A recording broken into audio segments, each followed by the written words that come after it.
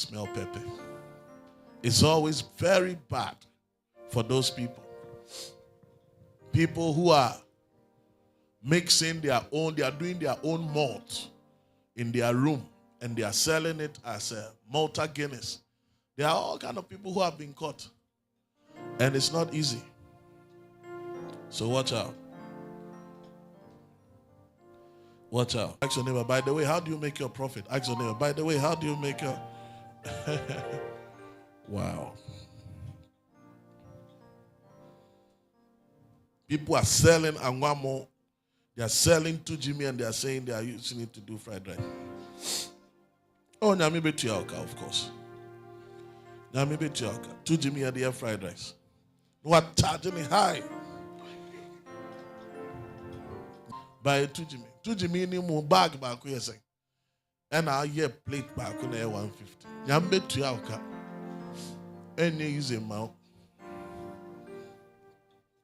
To watch out. More say amen. Proverbs 13.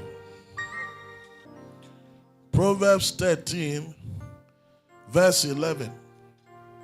Wealth gotten by vanity shall be diminished, but he that gathereth by labor shall increase. So you work well and gradually you gather. You gather gradually. Huh? Yes. You gather day after day, week after week, month after month. So watch out. Don't be in haste. God knows you are looking for money, yes. But God also knows you have to increase in your wisdom to manage more money. And God will take you through life processes and experience to increase in wisdom and to have enough capacity for the next level. And whatever you don't have the wisdom to manage, God will not bring it to you. So love the process, accept the process, enjoy the process. You may even have to endure the process, but that is all good in helping you get there. Nobody arrives suddenly, so don't be in haste. Amen. Number 4, apply yourself regularly. That the 200 you receive is the harvest. It's not the harvest. It's not anything close to the harvest. The harvest itself is on the way coming. That's why I keep saying that for everybody who is a giver, you are in the poorest state that you will ever be in.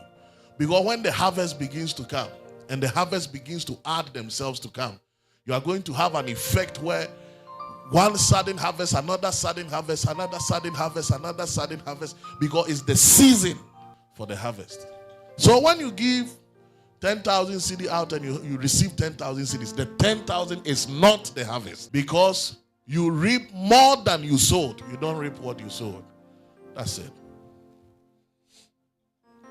Remember Psalm 126, verse 4 to 6. They that sow in tears will reap in joy. So decide that at the end of every month, you are going to sow a seed out of your nowhere. Because I saw wisdom in him and she saw challenge. Don't want that. You can imagine what maybe my siblings think of me. That maybe people who are far from him have received more than my siblings. You know? That's life. Why am I going to care about that? No. So when you have a mentor, consider his instruction as a wise asset for your work. At the end of every month, asking questions and getting wisdom from my financial mentors. Today is the last day of April, and I've had a long call with one of my financial mentors to just advise me on new businesses and new investment ideas. More than 20 or 30 minutes of call. Learn something new. Learn something new.